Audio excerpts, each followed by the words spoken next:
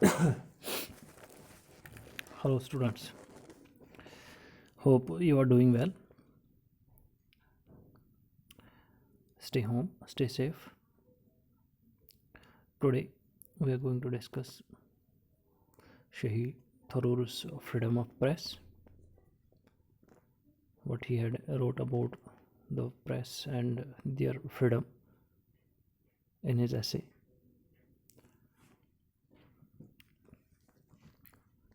First of all, we are going to throw some light on the life of Shashi Tharoor. You may have yourselves search or you may know about Shashi Tharoor. He is a well-known personality.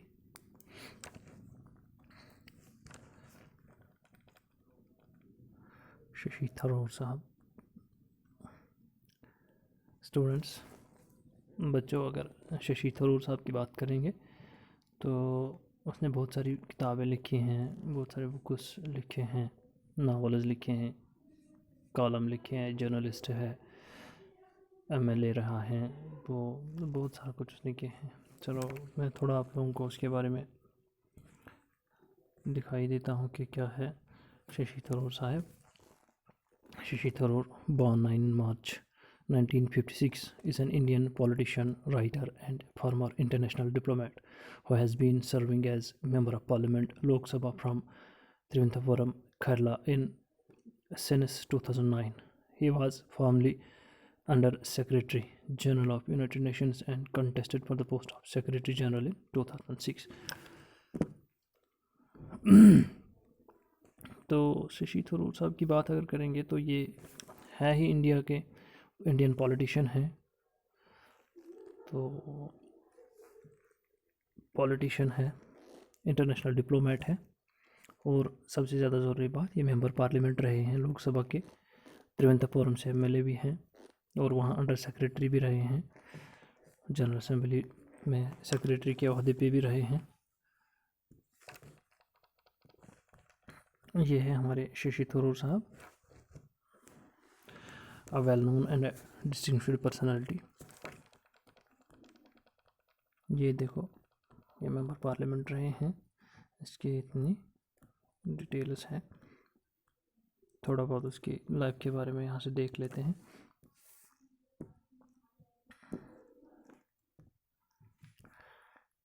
He also served as the chairman of the Parliament Standing Committee on Information of Technology and All Indian Professional Congress. He formerly served as chairman of Parliament Standing Committee on External Affairs 2014 to 19. और सबसे ज़्यादा ज़रूरी बात, he received साहित्य academy award for his book an era of darkness. An era of darkness उसके लिए एक non fiction book है इंग्लिश लैंग्वेज में. कहाँ पैदा हुए हैं? ये लंदन में पैदा हुए हैं, पले बड़े हिंदुस्तान में है, इंडिया में है. तो ग्रेजुएशन उसने कहाँ से की है? सेंट स्टीफेंस कॉलेज दिल्ली से. यहाँ से इसने बीए किया है. तो फिर उसने एमए इस स्कूल से किया है, यूनिवर्सिटी से, और पीएचडी किया है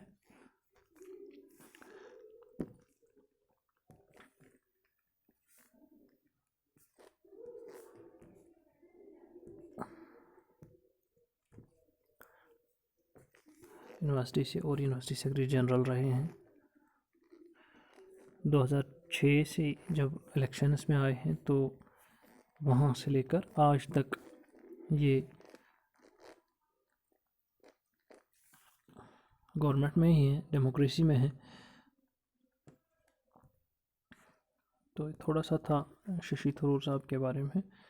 और हमारा जो लेक्चर है, हमारा जो टॉपिक है, ये फ्रीडम ऑफ प्रेस. एक ऐसे वो लिख रहे हैं जिसमें इनकी आज़ादी के बारे में बात करते हैं, प्रेस की आज़ादी, मीडिया की आज़ादी के बारे में बात करते हैं. तो इसने क्या लिखा है देख लेते हैं यहाँ से. Shashi Tharoor has written several books including non-fiction books like India from Midnight to the Millennium 1997 and fiction like The Great Indian Novel 1989. In the latter, Tharoor retells life in post-colonial India using the epic Mahabharata as a metaphor. He has also written several scholarly articles for The Hindu and The Times of India. He is a frequent contributor to the reputed Newsweek magazine, Herald Tribune and Washington Post. तो शशि थरूर साहब ने बहुत सारे books लिखे हैं। क्या क्या लिखे, कौन कौन से नॉन फिक्शन, दो बातें यहाँ पे मैं बता रहा हूँ आप लोगों को। एक है फिक्शन, दूसरा है नॉन फिक्शन। फिक्शन ऐसी बुक्स हैं जिनमें हम ज़िंदगी की हकीकत के बारे में, जो हकीकत है वो लिखते हैं, और नॉन फिक्शन वो बुक्स हैं, नहीं फिक्शन ऐसे बुक्स हैं जो बुनियादी और ख्याली होते हैं, और नॉन फिक्शन बुक्स वो हैं जिनमें हकीकत बयान की जाती है। तो ये उसके नॉन फिक्शन बुक्स हैं। जैसे उसने ये लिखा है फ्रॉम मिडनाइट टू मिलेनियम, ये इसकी एक नॉन फिक्शन बुक है। और एक द ग्रेट इंडियन नावल दूसरी नॉन फिक्शन है 1819 में।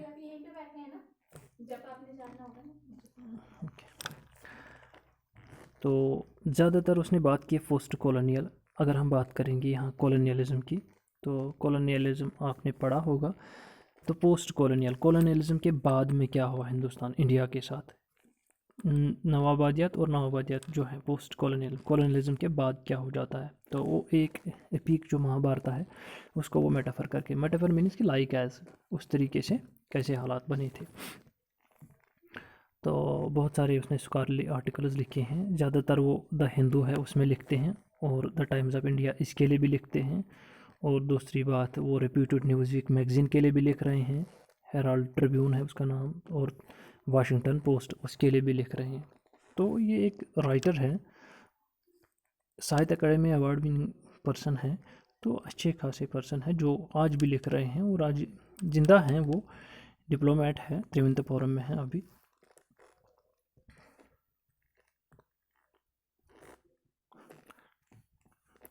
Tharoor has served as an Indian diplomat, beginning his career at the United Nations in 1978। तो शशि थरूर एक इंडियन डिप्लोमेट होने के साथ साथ उसने अपना कैरियर कहाँ किया स्टार्ट, यूनाइटेड नेशन से 1978 में। क्यों किया? क्योंकि उसने वहीं से एमए किया, वहीं से पीएचडी की, एमएलडी की, वहीं से अपनी पढ़ाई शुरू की और अपना कैरियर भी वहीं से स्टार्ट कर दिया। तो 2001 में in 2000 he was appointed as the under secretary general for communications and public information. 2001 में शशि थरूर क्या हो गया, उसको उसे अपॉइंट किया गया अंडर सेक्रेटरी जनरल फॉर किसके लिए, कम्युनिकेशंस एंड पब्लिक इन्फॉर्मेशन। 2006 में वो क्या करते हैं, he was the official candidate of India for the succession to the United Nation secretary general Kofi Annan. तो उसके बाद में 2006 में वो नेशनल सेक्रेटरी के अहदे पे तैनात किए गए, and come second out of the 7 official candidates in the race. तो दूसरे वो आ गए, मतलब जब कैंडिडेट्स के लिए चुना जाता है कैंडिडेट्स को, तो उसमें से वो दूसरे आ जाते हैं, 7 कैंडिडेट्स में वो दूसरा नंबर पे आ जाते हैं। ही रिजाइनेड फ्रॉम द पोस्ट इन 2007। तो उसके बाद वो रिज़ाइन करते हैं 2007 में, and left the UN same year. और 2007 में ही वो यूएन छोड़ते हैं। कहाँ क्यों छोड़ते हैं? वो हिंदुस्तान आ जाते हैं। इस currently active in Indian politics. उसके बाद में 2007 में सेक्रेटरी के पोस्ट छोड़कर यूएन में, यूनाइटेड नेशंस में छोड़कर वो कहाँ आ जाते हैं, हिंदुस्तान आ जाते हैं, इंडिया वापस आ जाते हैं, और इंडियन पॉलिटिक्स में हैं, और इंडियन पॉलिटिक्स में उसने हिस्सा लिया। तो जिस वजह से उसने फिर, वो कांग्रेस में है शायद, तो अपनी खदमात अब वहीं अंजाम दे रहे हैं, और पॉलिटिशियन के साथ साथ वो राइटर भी है, जर्नलिस्ट भी है। तो लिखते हैं, जर्नलिज्म के बारे में लिखे हैं, लिख भी रहे हैं, नावलिस्ट हैं, नॉन फिक्शन राइटर है। As a writer he has chosen this career and also is a politician. एक अच्छे जाने माने शख्स हैं। तो उसी ने हमारा जो टॉपिक है फ्रीडम ऑफ प्रेस, उसी ने, शशि थरूर साहब ने ही फ्रीडम ऑफ प्रेस के बारे में लिखा है। तो क्या लिखते हैं वो इसमें, वो देख लेंगे हम क्या कहते हैं फ्रीडम ऑफ प्रेस के बारे में, क्या लिख रहे हैं। As I write these words on 3rd May, world press freedom day, I am reminded that 12 journalists have been killed just this year. According to the Committee to Protect Journalists, क्या हो जाता है, ये जो कह रहे हैं कि जब मैंने ये वर्ड्स लिखने स्टार्ट किए, किस दिन, 3 मई, तो जिस दिन हम वर्ल्ड प्रेस फ्रीडम डे मनाते हैं। तो बेसिकली स्टार्टिंग हो गई है प्रेस फ्रीडम डे मनाने के लिए 3 मई 1991 में, 1991 ये है जब शुरुआत की गई, किसके लिए, वर्ल्ड प्रेस डे मनाने के लिए। तो कब, 1991 से स्टार्ट हो गए। तो अब कहते हैं 3 मई को जब मैंने स्टार्ट किया लिखना, मुझे याद है 12 जर्नलिस्ट को उस दिन, उन्हीं दिन, उसी ईयर, किस ईयर, उसी ईयर जब ये लिख रहे हैं, किल किया गया, मार दिया गया। क्यों मारा गया, they don't know and also we don't know, but he had written there. जब मैंने लिखना स्टार्ट किया ये वर्ल्ड प्रेस फ्रीडम डे पे, तो उसी दिन 12 जर्नलिस्ट्स की डेथ हो गई, मार दी गई या हत्या की गई, according to the committee to protect journalists. तो कमिटी के हिसाब से जर्नलिस्ट्स को बचाने के लिए, या बचाया जाए, उनको क्या करना है,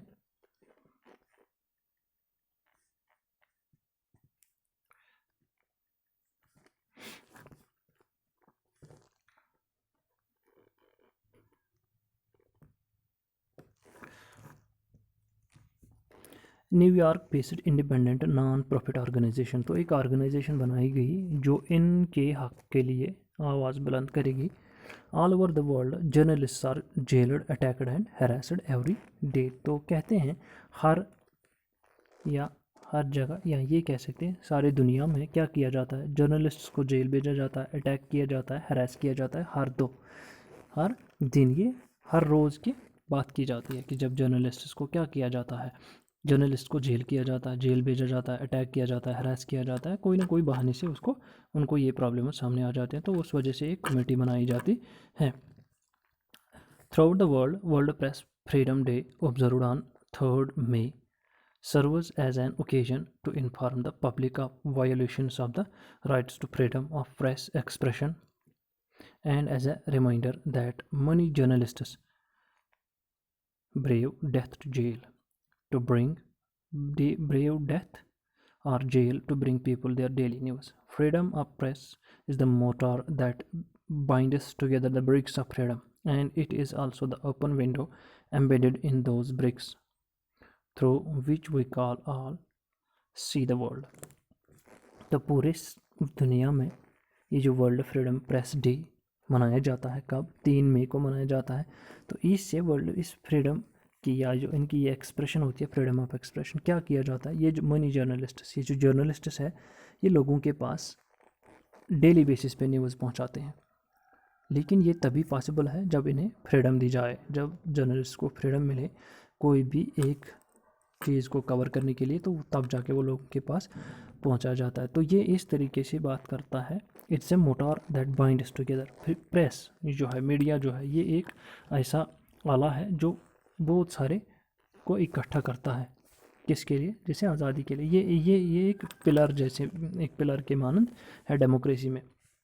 and it is also open window. तो ये एक ओपन विंडो भी है। Open window means open window embedded in those bricks through which we can see that। तो ये एक वो ओपन विंडो भी है जहाँ से हम दुनिया को देख सकते हैं। देखो, अगर हम मीडिया की बात करेंगे तो मीडिया से ही हम लोगों को पता चलता है कहाँ क्या हुआ, किस तरीके से हुआ, क्या क्या हुआ। अब ये अलग बात है, मीडिया चाहे बिकाऊ हो या ना हो, मीडिया किसके फेवर में बोलता है। अब ये भी नहीं कह सकते कि जर्नलिस्ट्स कुछ हैं, कुछ नहीं है, ख़राब है, कुछ ठीक है, हम ये नहीं कह सकते। लेकिन हम जर्नलिस्ट्स के बारे में अगर देखेंगे, शशि थरूर साहब कहते हैं कि ये क्या है, ये एक ओपन विंडो है, ओपन विंडो है जहाँ से हम पूरी दुनिया को देख रहे हैं या देख भी सकते हैं, बशर्ते कि जब इसमें सच्चाई हो, अदरवाइज़ फिर हम ऐसा नहीं दे सकते। The day marks the anniversary of declaration of Windhoek, a statement of principles drawn up by African journalists calling for a free, independent and pluralistic media in their content and through the world। तो वो दिन फिर उसी लिए मनाया गया, क्योंकि विंडहुक में ही 1991 में ये बात की गई थी, वहीं से स्टार्ट हो गया था कि कहते हैं कि ये जो जर्नलिस्ट्स हैं इनको आज़ाद छोड़ दो, इंडिपेंडेंट छोड़ दो, ताकि मीडिया जो है जिसमें अगर प्लूरिस्टिक की बात करें, प्लूरिस्टिक ये कहते हैं जो मिक्सड होगा, जिसमें बहुत सारे कस्टम्स, रिलीजन्स वगैरह सब मिक्सड होंगे, तो वहाँ उस कंटेंट की बात, कंटेंट मीन्स अफ्रीका की बात जब हो रही थी, तो उनको आज़ाद छोड़ा जाए ताकि ये पूरा का पूरा मीडिया जो है उन्हें कवर करने की पूरी इजाज़त मिले, ताकि हम लोगों के पास अच्छे से न्यूज़ आ जाए। Adopted the declaration adopted 1991 at a seminar organised by United Nations and UNESCO in Windhoek, Mumbai, affirm that a free press is essential to the existence of democracy and fundamental human goal। तो उसी seminar में 1991 में 1991 में जो United Nations में seminar हुआ था UNESCO में, तो उसी में ये कहा गया है कि इन्हें क्या, किनको, प्रेस को खुली आज़ादी मिलनी चाहिए, क्योंकि ये क्या है, इसी से एग्जिस्ट हो रहा है इंसान के फंडामेंटल राइट्स और हमारी डेमोक्रेसी। क्योंकि ये जब मीडिया ठीक है तो डेमोक्रेसी भी ठीक हो सकती है, अगर मीडिया गलत है तो डेमोक्रेसी भी गलत दिशा में जा सकती है। क्योंकि डेमोक्रेसी वो चीज़ है जिसको अगर मीडिया अच्छे से दिखाए तो अच्छे से चलेंगे, अगर मीडिया ने छुपाने की कोशिश की तो वो लोगों के पास कैसे पहुंचेगा कि कहाँ क्या चल रहा है। तो इस तरीके से उन्होंने कहा कि यही डेमोक्रेसी क्या और फंडामेंटल गोल्स जो है यही एग्जिस्टेंस है, एग्जिस्ट इसी से होता है क्या इंसान, या एग्जिस्ट इसी से डेमोक्रेसी हो रही है। A free press is one of the most essential components of a democratic society and there is no longer any serious debate about the proposition that democracy is essential for social and economic development. जब press जो है, जब इन्हें आज़ादी मिलेगी तभी तो democracy में सही डेमोक्रेटिक हम बोल सकते हैं, डेमोक्रेसी या डेमोक्रेटिक सोसाइटी अच्छी होगी। क्यों? क्योंकि प्रेस का आज़ाद होना ही हर चीज़ का ज़ाहिर होना है, क्योंकि जब प्रेस आज़ाद है तभी वो कवर कर सकते हैं, जब वो आज़ाद नहीं है तो वो कवर भी नहीं कर सकते। तो किस हालात में, कौन से हालात हैं, तो तभी पॉसिबल है जब जब वो फ्री होंगे, जब आज़ाद होंगे, जब प्रेस फ्री होगा तभी ये कर सकते हैं। There can be little argument that information and freedom go together. The information revolves is inconceivable without political democracy and vice versa. Already the spread of information had a direct impact on the degree of accountability and transparency of government around the world.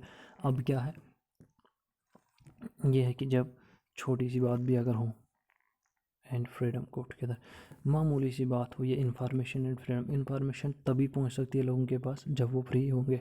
तो इससे ही अच्छी information revolution ला सकती है, अच्छी गलत information गलत revolution ला सकती है।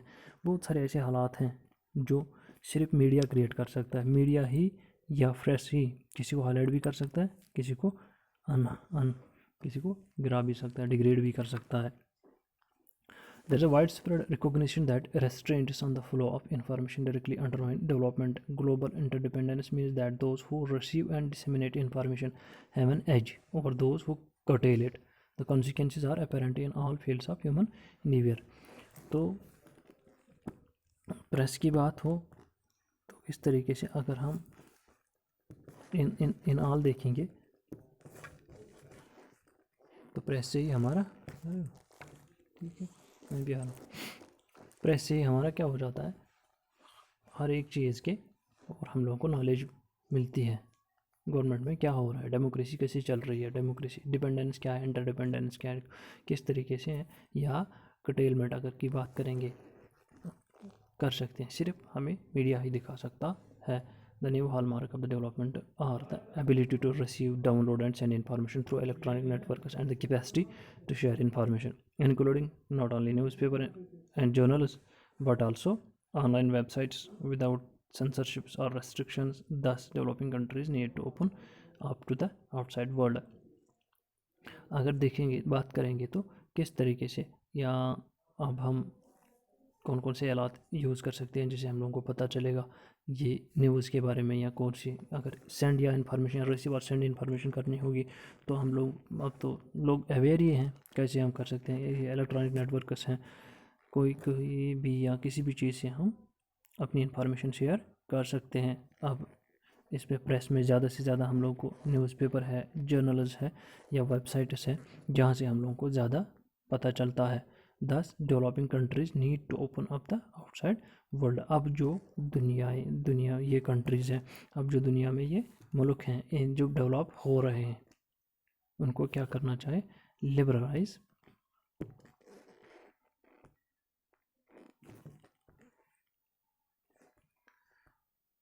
The mass media and resist government control and censorship and information.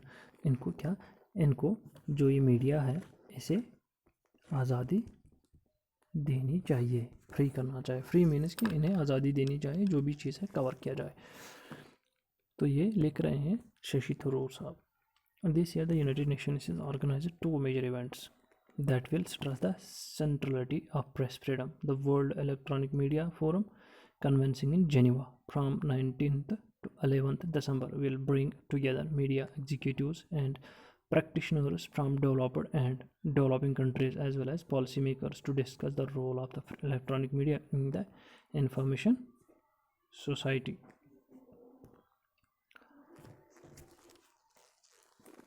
तो इस साल, जिस साल ये अभी लिख रहे हैं, तो इस साल क्या हो जाता है, ये कहते हैं कि एक वर्ल्ड मीटिंग जो फोरम है वहाँ पे मीटिंग हो रही है। फोरम पे क्या किया जाता है, जेनेवा में 9 to 11 दिसंबर जो चली थी उसमें इनकी ही बात हो रही थी। जो मीडिया पर्सनस हैं या मीडिया जो है प्रैक्टिशनर्स है, इन्हें क्या करना चाहिए, इनको किस तरीके से as well as public makes discuss the role of electronic. तो उस दिन उस फोरम में पब्लिकली इनके बारे में बात उठी थी। तो मीडिया किस तरीके से प्रैक्टिस कर रहे हैं, या इनको किस तरीके से मीडिया किस तरीके से लोगों को एक दूसरे के साथ इकट्ठा कर रहा है, किस तरह मीडिया ही लोगों को, जैसे आप लोग तो आप जानते हैं, अब ये छुपी कोई बात ही नहीं है कि मीडिया कौन सा रोल इख्तियार कर रहा है और मीडिया को करना क्या चाहिए था। The forum will contribute to the only global summit this year, the World Summit on the Information Society, which will be held in Geneva from 10th to 12th December 2013, with the second phase in Tunis 2005.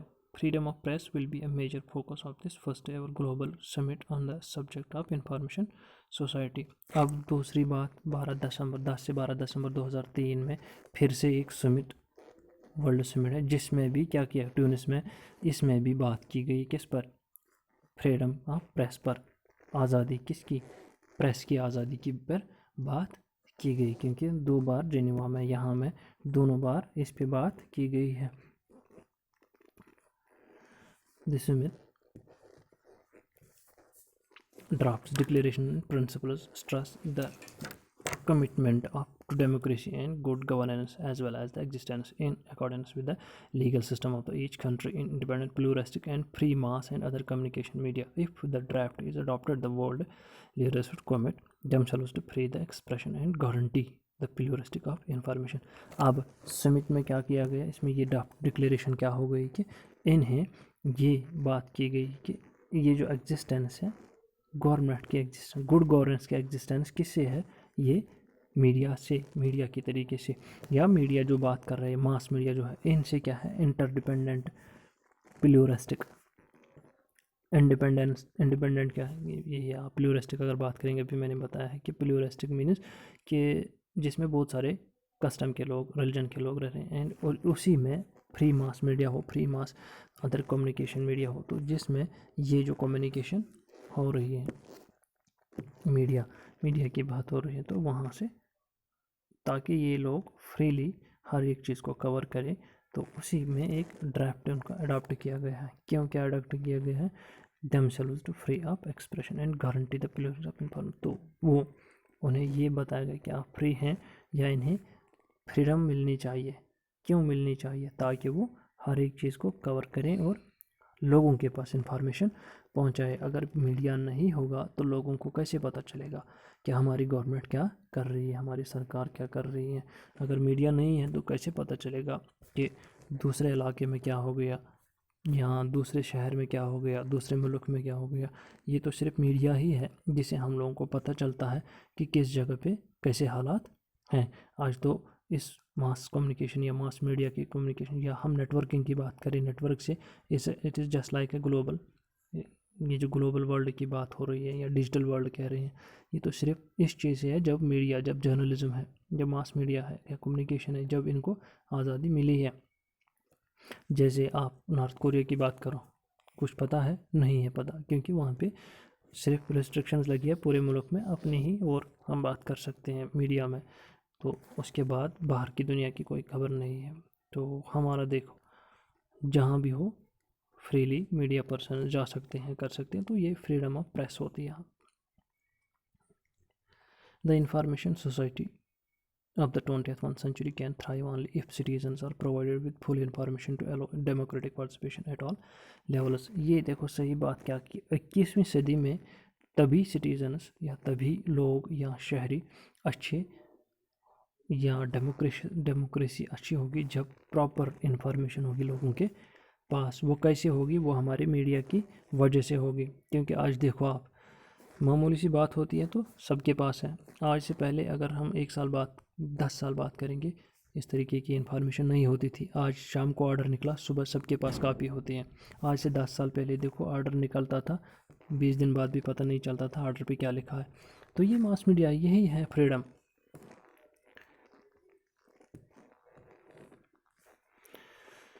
The summit should also help promote the creation of democratic content in line with the local culture and in the local language. Cultural diversity and pluralism are essential to an inclusive information society. The digital divide is not only a technological one but also a content between the penalized developing countries. The two concepts, diversity of content and press freedom, can and need to go together। क्या है? अब इसी summit में बात ये भी हुई कि इससे हम लोगों को प्रमोट करने में, कोई भी बात प्रमोट करने में मदद मिलता है, चाहे वो डोमेस्टिक लेवल पे करनी हो या लोकल कल्चर की बात कर सकते हैं या लोकल लैंग्वेज की बात करते हैं। अब मीडिया जो भी है लोकली, तो वो हर एक चीज़ करते हैं, इससे हमें मदद मिलता है। कल्चरल डाइवर्सिटी पे हमें मदद मिलता है, प्लूरलिज्म हमारा ठीक चल रहा है इन चीज़ से, इससे। या अगर हम डिवाइड देख लेंगे, डिजिटल या डेवलपिंग कंट्रीज़ की बात करेंगे, हर एक जगह पे जो है मीडिया को क्या मिला है? मीडिया को आज़ादी मिली है ताकि वो अच्छे से काम करे और लोगों के पास अच्छे मालूमात पहुंचाए। तो जिस वजह से ही क्या है, diversity of the content and ये जो फ्रीडम ऑफ प्रेस है, इससे क्या हो जाता है, ये दोनों चीज़ साथ साथ चलते हैं, तब जाके हर एक चीज़ अच्छा रहता है। New digital technology offers great possibilities for enhancing traditional media and combining them with new media. Moreover, traditional media and especially radio and television remains the sole form of access to the information society for much of the world's population, including the very poor and the illiterate। आप देखो, जब से digital technology आई है, जब से digitally हम लोग aware हुए हैं, यहाँ हम लोग पता है, अब कोई ज़्यादा देखो हर एक के पास नॉलेज है कहाँ क्या हो रहा है, क्योंकि they are digitally awared people, उनके पास हर एक चीज़ है। कोई ट्रेडिशनली मीडिया है या जो भी है, टेलीविज़न है, रेडियो है, बहुत सारे सोर्सेज है। अब मामूली से एप्लीकेशंस आए हैं फ़ोन में, तो जहाँ से हमें हर एक चीज़ की नॉलेज मिलती है, तो वो भी तो हमारी मीडिया में ही आ जाता है। वहाँ से भी हम लोग क्या हो जाते हैं, अवेयर हो जाते हैं। क्योंकि जब तक जर्नलिज्म है, जर्नलिज्म क्या, इनका जो मतलब ये फ्रीडम है, तभी तो आ सकता है। क्योंकि रेडियो पे भी आप न्यूज़ सकते हैं, टेलीविज़न पे न्यूज़ सुन सकते हैं, मोबाइल फ़ोन पे आप न्यूज़ सुन सकते हैं, या आप पेपर उठा के देख सकते हो। हर एक चीज़ जहां आप चाहें आप अवेयर हो जाओगे। ये तभी मुमकिन है जब इनको, किनको आज़ादी है, जब फ्रीडम ऑफ प्रेस, जब इन्हें फ्रीडम होगी। किनको? फ्रीडम ऑफ प्रेस होगी। जब फ्रीडम ऑफ प्रेस होगी, it is then possible.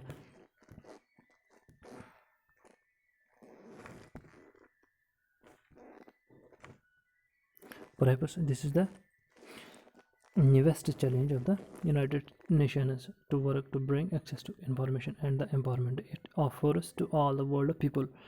Only then will equity and equality be truly brought the information revolution. Only then will be the world's poor and underprivileged have a real way of out of the darkness that should thrive their voices and their hopes।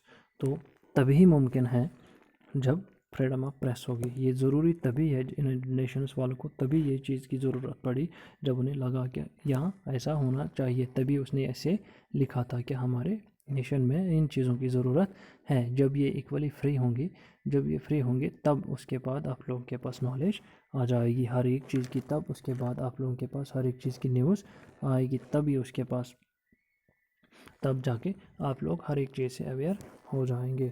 तो ये देखते हैं क्या लिख रहे हैं। The essay written by Tharoor world freedom press asserts that the importance of free press is a democratic society. अब इसमें शशि थरूर साहब बात करते हैं तभी डेमोक्रेटिक सोसाइटी की इम्पोर्टेंस है जब फ्री प्रेस होगा, जब फ्रीडम ऑफ प्रेस होगा। He identified the problem journalists face and examines what measures need to be taken to solve such problems। तो वो जर्नलिस्ट्स की बात करते हैं, जो ही वो लिख रहे हैं तो वो कह रहे हैं कि 12 की मौत हो गई थी। अब इनको भी डर होता है कि कहीं अगर हम कवर कर लेंगे तो हम लोगों को प्रॉब्लम मत हो जाएगी। इन चीज़ों को मेजर किया जाए, इन चीज़ों को देखा जाए, किन चीज़ों को, इनको कोई प्रॉब्लम नहीं होनी चाहिए, प्रॉब्लम्स हमने सॉल्व करनी है, तब जाके ये फ्री रहेंगे। We have to protect them, we have to give them security, तब जाके ये अच्छे से हर एक चीज़ को कवर करेंगे। Freedom of press this essay shows is vital to fully functioning democracy. जब तक फ्रीडम ऑफ प्रेस होगी, जब तक फ्रीडम ऑफ प्रेस होगी तब तक हमारी क्या है, फंक्शन ऑफ डेमोक्रेसी प्रॉपरली हमारी डेमोक्रेसी फंक्शन करेगी। क्योंकि जब किसी बंदे के ऊपर नज़र होती है तो वो सही काम करता है, जब बंदे के ऊपर नज़र नहीं होती है तो मे बी वो गलत भी कर सकता है। इसीलिए जब प्रेस की आज़ादी होगी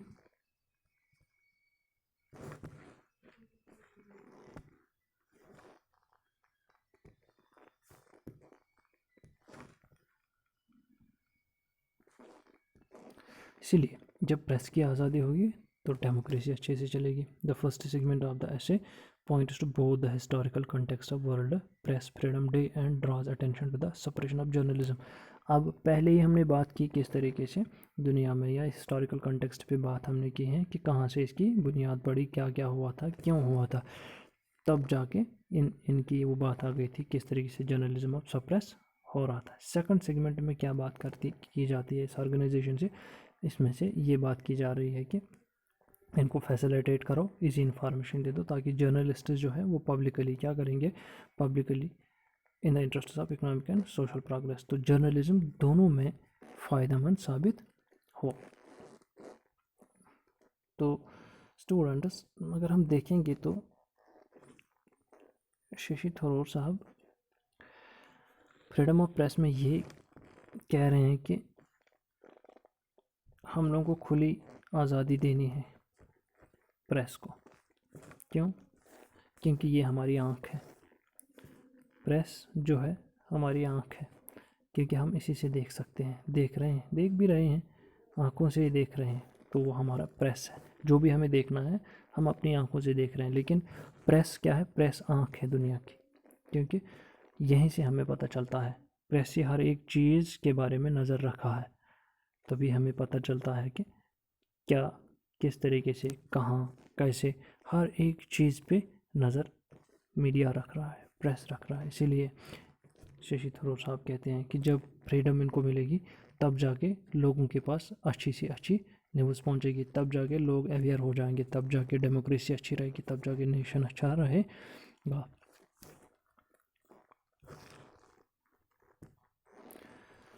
ओके स्टूडेंट्स, ये था हमारा फ्रीडम ऑफ प्रेस के बारे में जो शशि थरूर साहब ने लिखा है। Hope you have got some good information from this and thanks for being with me. के लिए भी शुक्रिया, आपने बड़े अच्छे से गौर से सुना। तो इसमें जो भी आपको डाउट्स रहे होंगे आप मुझे कमेंट करके बता सकते हैं, मैं वो डाउट्स आपको क्लियर कर दूंगा। जहाँ समझ नहीं आया होगा तो वहाँ भी बता सकते हैं। जो भी है तो you may write down on the comment section. Further जो लेक्चर्स है वो भी आ जाएंगे धीरे धीरे, आपका जो मटेरियल है वो भी अपलोड किया जाएगा। तो इस फ्रीडम ऑफ प्रेस का मैं देख लूँगा इंशाल्लाह। हम नेक्स्ट लेक्चर में मैं इसके क्वेश्चन डिस्कस कर लूँगा, तब तक आप इसको देख लो, हो सके तो आप गूगल भी कर लो, वहाँ से भी अच्छी सी जानकारी निकाल दो और इसके लिए तैयार रहो। कोई भी इसमें कोई खामी रही हो, कोई ऐसा कोई समझ नहीं आया हो, कहीं भी डाउट रहा हो, कहीं भी मतलब ऐसा कुछ उलझन पड़ी हो, क्वेश्चन पड़ा हो, तो आप कमेंट सेक्शन में लिख लीजिए, तो मैं वो डाउट सबको क्लियर करूँगा।